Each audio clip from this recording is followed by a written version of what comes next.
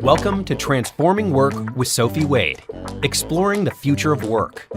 Find out what's going on in our multi-generational distributed organizations.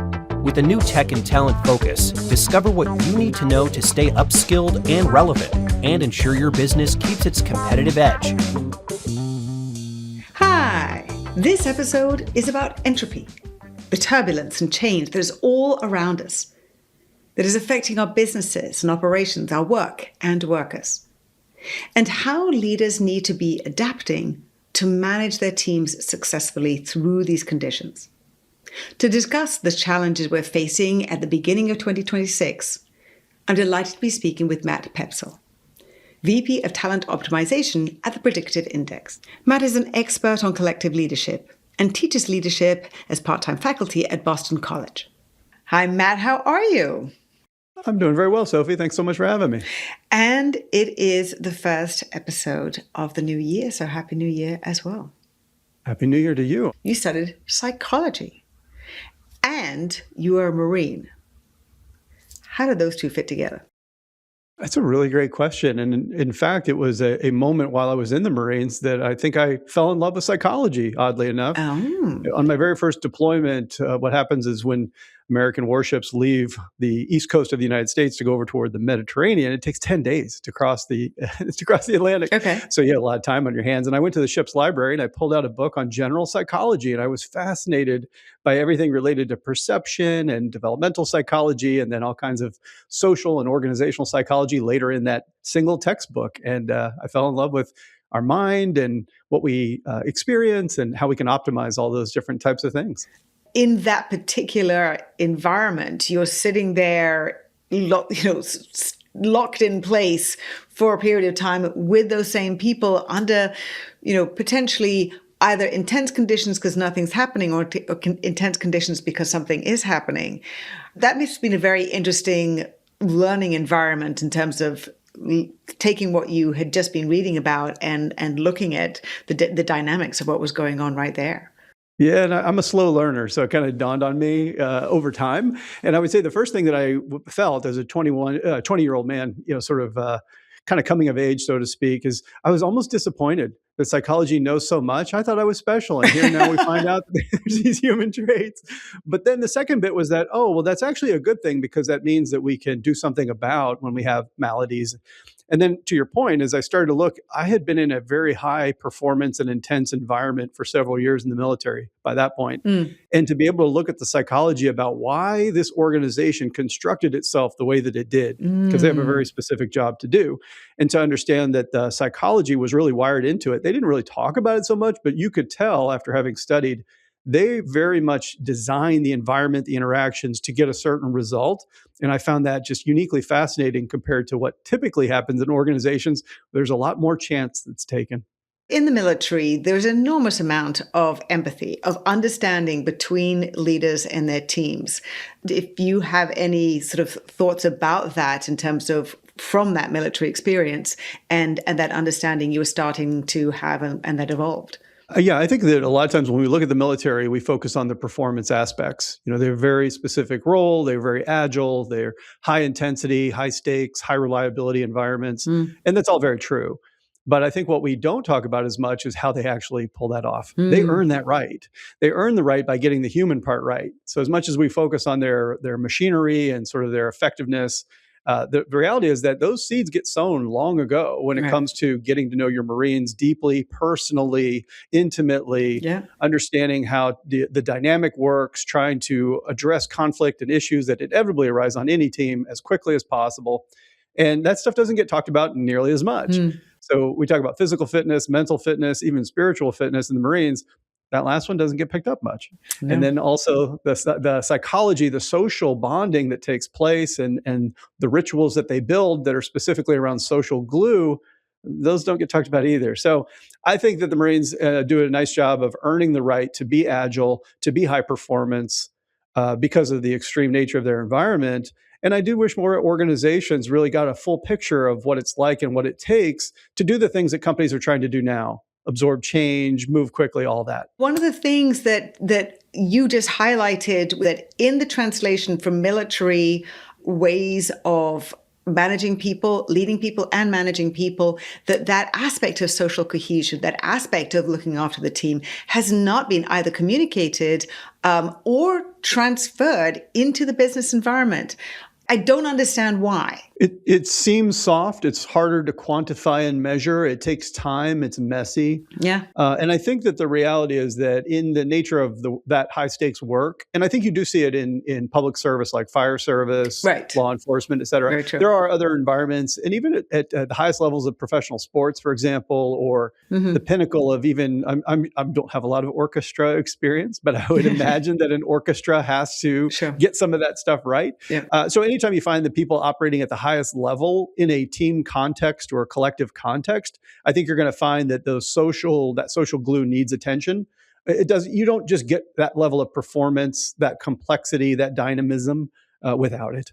So then leaving the military, you'd been there 6 years, and then you join a company, Gomez, which later was acquired.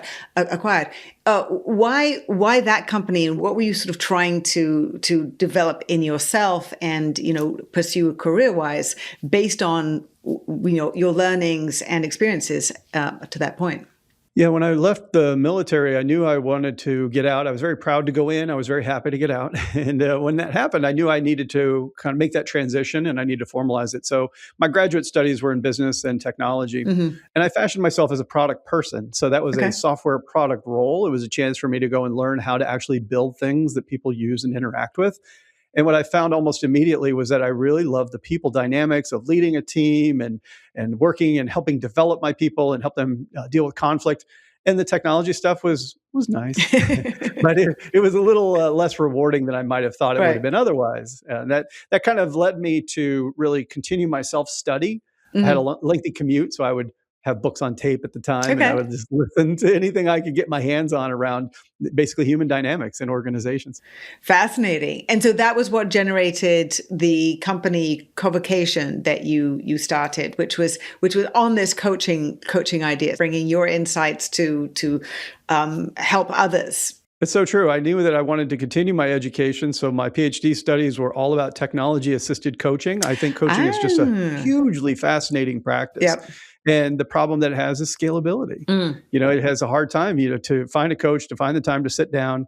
So this is back in 2011, 2010. So this was a long time ago, but basically starting to understand, can we use technology to actually foster connection and to connect us with coaching modalities and maybe help managers, give them some guardrails to be better coaches?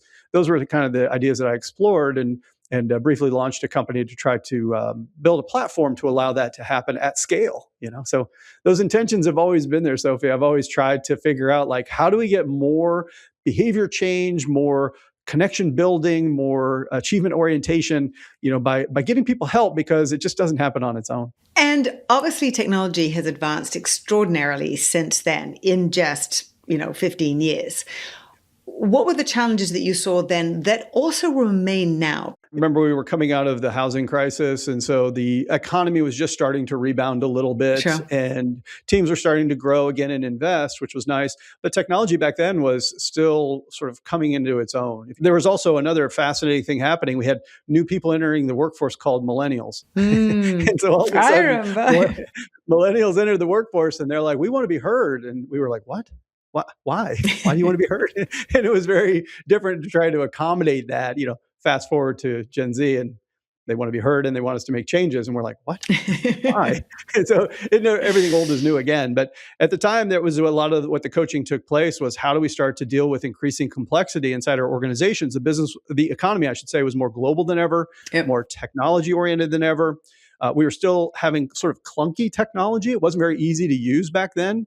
We were starting to find that the browser was doing more. We didn't have server farms anymore. The cloud, the early versions of it were starting to come out.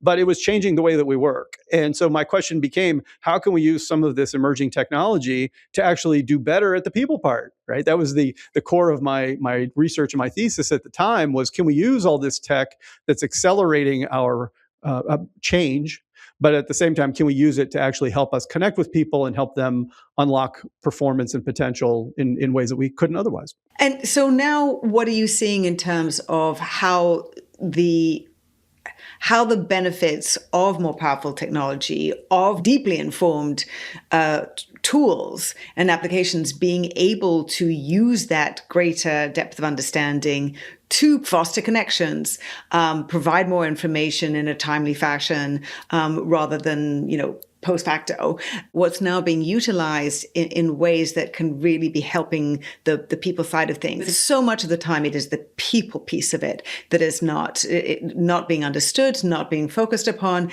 and how the two are going to best collaborate together to produce the best results. And what are the key areas that you are finding that's missing because of this incredibly, what you would say, entropy-filled and entropic environment? Just like back in when I was doing my research, you would see that the technology today is ubiquitous. It's everywhere. Everything is changing as a result of new technology. There's not a job that's not going to be touched in some way by AI and other related families of technology. So it's everywhere. That was not the case in 2010. Sure. The other thing is that the positives are more positive. It's incredibly powerful. It holds so much more promise than what we would have had, 15 years ago. And I think that that's really exciting to see that it can take over things in a way that the old technology couldn't. It can actually free us up, and it can make us more productive in ways that we find very, very increasingly convenient. When you think about the nature of what we take for granted today in terms of streaming services, one-day delivery, just the things that it takes to make modern life go, oh my gosh, it's so much easier. It's unbelievable. Like you can't find a dimension of life that hasn't gotten better in some way by tech. At the same time, the negatives, I think, in the entropic nature that you described, I think is more pronounced than we've even begun to realize. I think technology is doing something to us. And I feel that has not always been the case. Technology is always dissociative in a way. It's always been seen as a threat. Even if you go back to Mary Shelley's Frankenstein, this was really about the Industrial Revolution and what if these creations that we're making are going to take over and all this. So it's not a new story. Sure. But the last point I make about tech is it's accelerating. And the fact is that the good will come faster than ever. The challenges will come faster than ever. And the central point that you made, Sophie, about we have to get the people part right, we have to take our people with us, that has to happen if we're going to succeed with all of this. And it's absolutely not happening right now. Sure. And I go back to Alvin Toffler and Future Shock. That whole book was about, the basic premise was we can't deal with that much change. And yet it's getting faster. And not only do we have every facet of work changing, but also we have, economic and geopolitical instability increasing rather than stabilizing. What can leaders do? What can they focus on to help bring the technology in and bring that people element in, and infuse them in a productive way? Yeah, I think the first thing really comes down to awareness and understanding what's happening. And I think that a lot of times, if we only look at the surface level, we miss the root causes of things that we experience in our organizations, like resistance. When we try to introduce AI mandates, or we try to emphasize productivity and performance based on new technical capabilities, perceived or real, then all of a sudden, if we don't understand how not everyone reacts to technology the same way, then with that low awareness, we actually exacerbate the problem. With people who we hired to be very diligent, thoughtful people, to have high quality standards to keep us from having different types of troubles in our companies, when we come to them because we're really excited about productivity gains and we're like, try this new unproven technology, isn't it great? And they're like, no, it's not great. And we're like, but it's going to take over all these admin tasks. You're like, you mean the ones that I actually enjoy doing when I come to work every day? Like, we're not even speaking the same language right now. And when we go too fast, we stoke anxiety and fear. And then when that happens, innovation shuts down, collaboration shuts down, the brain, literally, parts of it shut down. And we wonder, like, why aren't they on board? Well, because you screwed up your opportunity to demonstrate real human leadership in a highly increasingly technology, laden way.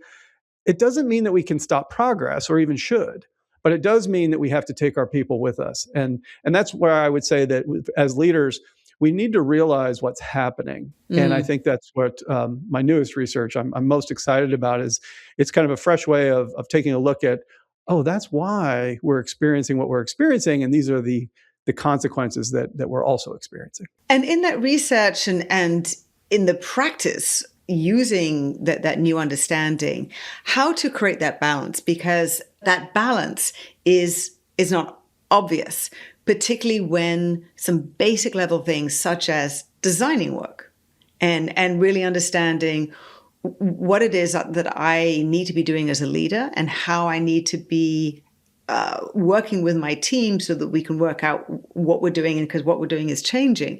What do you advise in terms of these, interdependent, multifaceted elements that we're all having to deal with? Yeah, I think going back to first principles is really important, Yes. and trying to understand specifically, like, what are the few things that we can do that kind of interrelate and connect with one another in a way that are actionable and also effective? Because there's a million things we could do, Sure. but if we only treat the symptoms, it's really not going to work out so well. One of the things that you mentioned is the way that we design work is not evolving as quickly as the technology and everything else is evolving around it. Certainly our leadership isn't evolving anywhere even as close to that. So what happens is then there's this increasing distancing that's happening between people. When I feel isolated and afraid because change is happening too fast, I start to withdraw, I start to retreat, I start to look to lean into my agency, my flexibility demands, my interest in kind of protecting myself and my self-interest. That goes exactly against the team concept. And that's one of the challenges that we see. So when we think about what's the only way when we ironically are more connected than ever, yet what we're experiencing is more separation than ever, what leaders have to understand is our job is really to pull everyone back together. How do we stick together while we move forward? And I like to use the analogy sometimes of if you were taking a youth group on a camping trip and they'd all want to run in every different direction, and you're like, got to keep that group together. That's the way we stay safe. That's the way we move forward to our objective. And it's hard to do, but that's exactly what it is. So one of the first things that I recommend with leaders, for example, I talk about the role of hope. Hope is something that is incredibly important as a type of a social gravity in a group. Like if you ever have been part of a group that loses hope, you're going to lose membership, affiliation, investment, everything goes out the window. So I would ask leaders, how are you cultivating hope, for example, within your team? Have you explained this positive future? Do they see their role in the future? Do they also agree that it's positive? This is part of what we said with the earlier workers. We're like, isn't it great? And they're like, no, it's not great. That doesn't fill me with hope that you're going to, gain your efficiencies in your spreadsheet, but I'm going to be not able to do the work I love to do. Exactly. Right. Yeah. That's one of the very first things that I highly recommend is that. How do we make sure that we're fostering hope by painting a clear picture of the future, making sure that people see their role in it and are excited about it? That's a leader's first job. I love that the way you're basically it's purpose, right? And sort of connection with the purpose and the vision of a company, but talking about hope. And it's a very interesting way to be thinking about it. And that I think may resonate more with many people, because hope is something that it is definitely something that you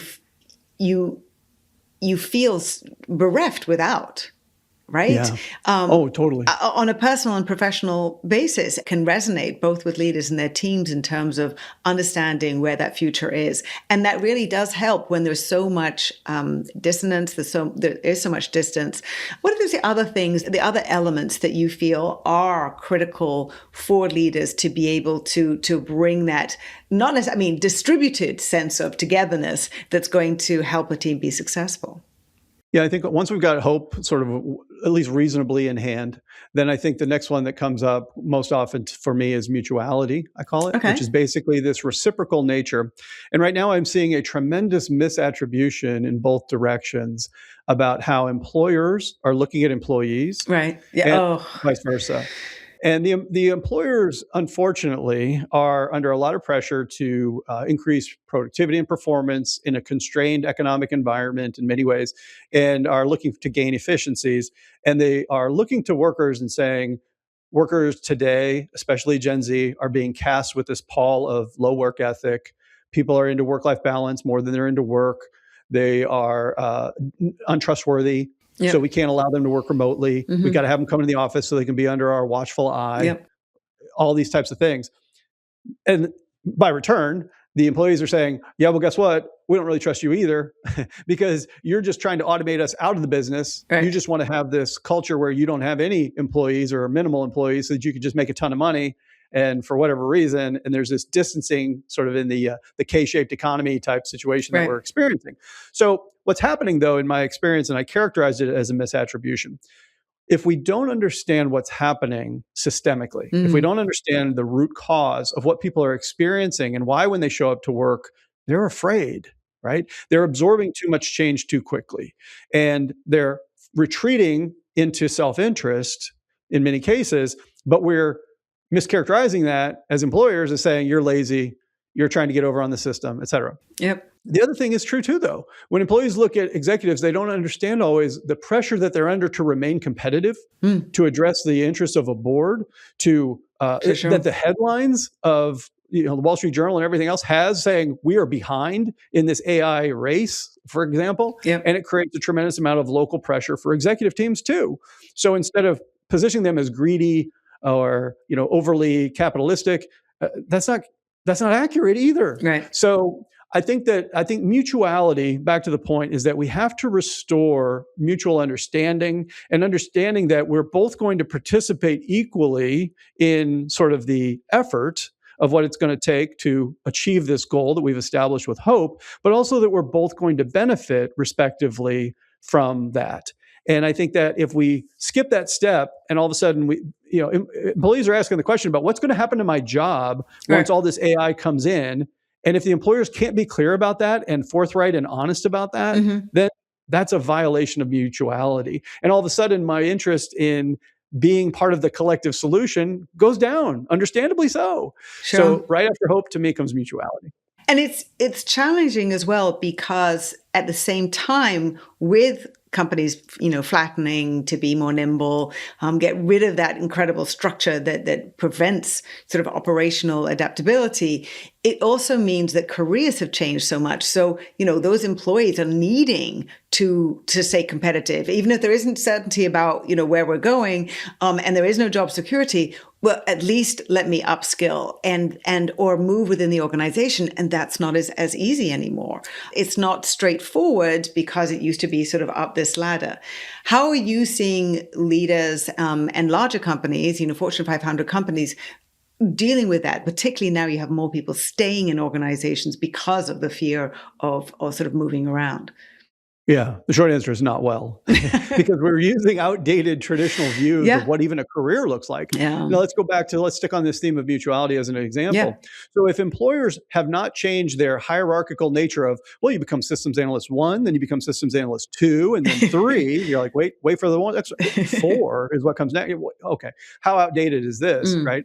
And the other part is that if we don't systemically understand a couple things that are happening, AI is fundamentally changing the way organizations can and should look in terms of the org chart is increasingly outdated. Yeah. But the other thing demographically that's happening is that if you're a baby boomer and you're like, I still feel great in my body and I could live indefinitely and I'm not all that excited to just run into retirement, you're seeing that there's this log jam at the top of organizations where boomers and Gen Xers are still hanging out. And so that creates this pileup of millennials that can't move up, and therefore Gen Z can't move up.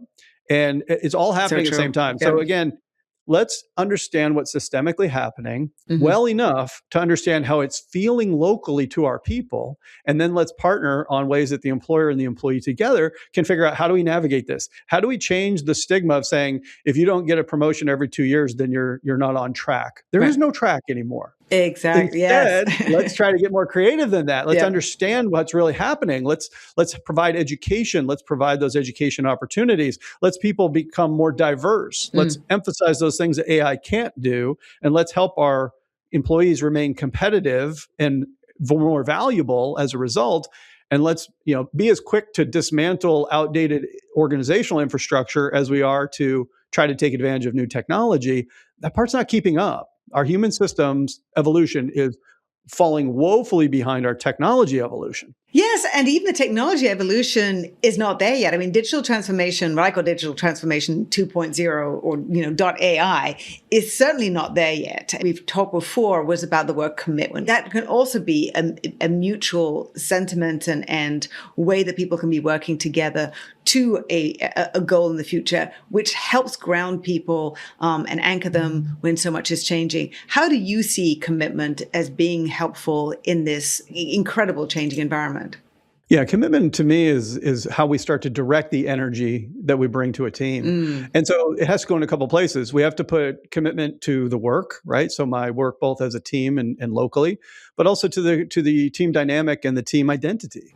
So when I start caring so much and I don't invest in the fact that I'm part of this team, then all of a sudden the team dynamic begins to break down and there's more likelihood that people are going to retreat into self-interest. How many times do you go to a team and you're like, how are we doing on our metrics? And everyone chooses their own metric and they say, green, green, green, green, green, we're all green. And you're like, okay, but the team is failing. Yeah. How is that possible? Well, the answer is because we're not focused on the collective output. We're focused on basically, proximity of a couple of different people working individually on siloed things. So commitment is this notion of, yes, I'm going to convert the energy that I bring to my work, but also that I'm committed to us as a team, to our identity, to making sure we're all having a positive working experience, but also that we're being efficient in how we're doing the work, that we don't let conflict go unresolved. We're not pairing off on the side where, can you believe what she said in that meeting? I can't believe she said that. Like all that wasted I didn't say it. No. I didn't say it. All that stuff happens all the time. And that's what happens when we don't become committed. When we transactionalize the work, we don't realize how much damage we're doing to increasingly required human work, collaboration, innovation, solving problems, customer intimacy, whatever you want. These are all very human things. And without commitment, they are not going to happen. That's why once a leader has established that hopeful future direction, they've established the mutuality that we're all in this together. Now the question is, as we begin to deploy that energy, how are we making sure that some of it's going into us being together as a team, in addition to doing team-based work? That's where commitment, I see it being sort of, it starts shifting into action orientation. And yet there are so many managers and leaders at every level who are not geared up for or prepared for or skilled to really be able to lean into and manifest some of those more personal elements that now leaders are needing to be able to provide to their team. This is how my empathy thing, to try and spot when something's going wrong or something might be off, or really develop the soft skills or encourage the soft skills that also are part of that human AI balance. There are so many different places where the human piece of it is becoming more and more important, and managers haven't been tasked with that overtly in the past, but now they are. What are the ways that they can be thinking about it differently, just to make it at least feel easier, and practical steps that they can take? Ideally, I start with the employer and I say, you have to take responsibility before you can ask them to take accountability. And the responsibility you have is to provide education, to provide expectations, but to make the investment to teach them these things. They don't know these things instinctively. Right. And in fact, they grew up in a world of work that's woefully outdated. So you're going to have to make an investment to train them and teach them this sort of new way of behaving in a post-AI, post-entropic world where we're just constantly being ripped apart. Right. Having said that, then once your employer says we're having this training, now I do expect accountability from those leaders to say, I've got to slough off the outdated beliefs and behaviors, and I've got to now accept this new way. If you're a leader and you're listening, though, and your employer's not doing that for you, don't do yourself the disservice of saying, oh, well, I guess I'll just, navigate into obsolescence. Instead, you'll have to just do it on your own and start to say, how can I learn these techniques? How can I get the people part right? How can I learn the aspects of leadership that are evergreen in a post-AI world, and not cling to the fact that a lot of percentage of what I do, machines can do better, faster, and cheaper, and I'm not going to be asked to do these things forever. So, even if your employer doesn't sort of open that door, you're going to have to open it yourself. The individual has to be so proactive, has to be so engaged in their own career in terms of where that's going, in terms of their own skills acquisition and trying to work with their employer. But, we are increasingly less tied to one specific organization. It's not lifelong employment, right? And that also changes the dynamic with my team leader, because they have to help me stay connected, help that, that sense of commitment and shared hope, whilst also recognizing that, I'm sort of working in a network sense rather than this is my only place that I'm going to be working for the rest of my life. I haven't been in the military, which has such an incredibly singular focus, although there are many branches to it.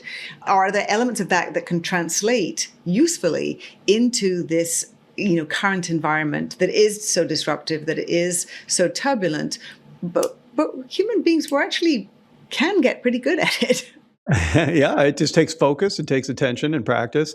And one thing I've always appreciated about our conversations is you've been on this for so long, you know exactly how human systems get designed, how meaningful work gets done, how we have to be willing to change and evolve if we're going to be competitive and if we're going to work cross-culturally, if we're going to, stay relevant.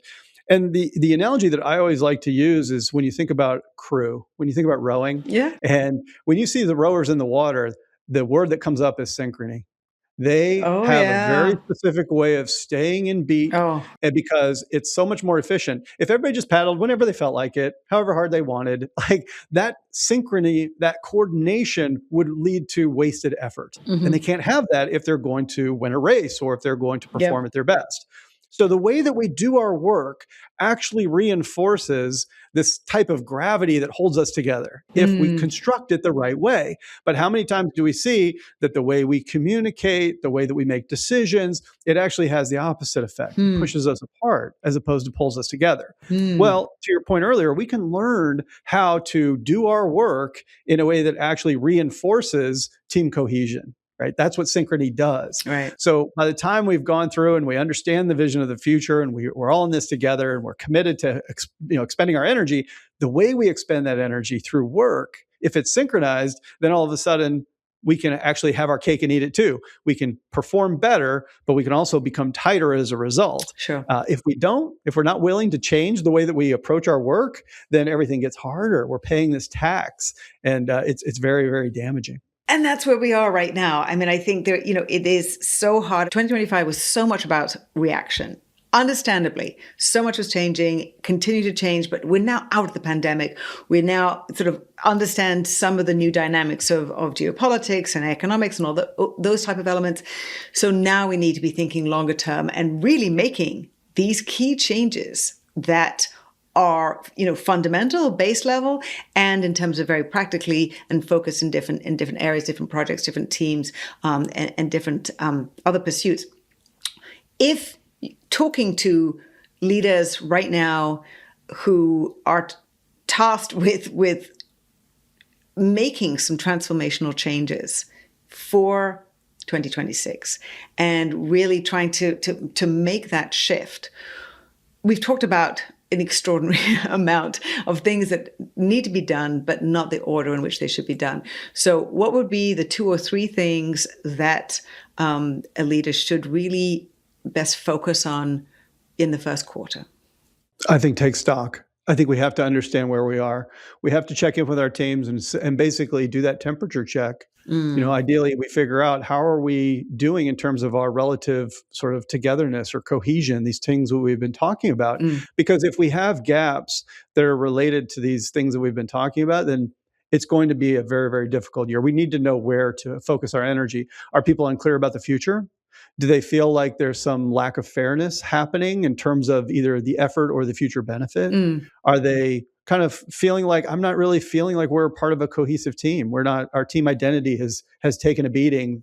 Things have changed and now we feel like we're just a bunch of individuals on a work group, not a real team. Or do we feel like, the way that we're doing our work actually makes it harder for me to feel like, I want to be part of this team, much less the way we do our work. If any of those things are true, I would say we have to take stock of that to understand where we are. After that, I think it's just simply about choosing those things that actually create togetherness and collective cohesion, because this is something that we will only get through together.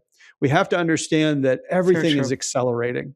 That's not going to stop. And what that has, the damage it does to our people who are like, I'm trying to absorb so much at home, even before I got to work, everything is changing. I got the teacher of my kids' schools said some new policy about AI, blah, blah, blah. And you're like, oh my gosh, it's everywhere.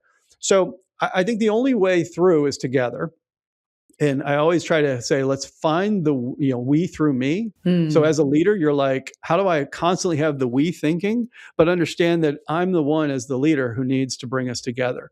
I have to be the magnet rod that kind of draws us all back together through the way that I show up, the way that I diagnose problems, the way that I provide my coaching, the way that I have people have an identity and are close, not just to me, but to one another. Sure. Like that is the only way that we hold ourselves together in a world that's increasingly trying to pull us apart.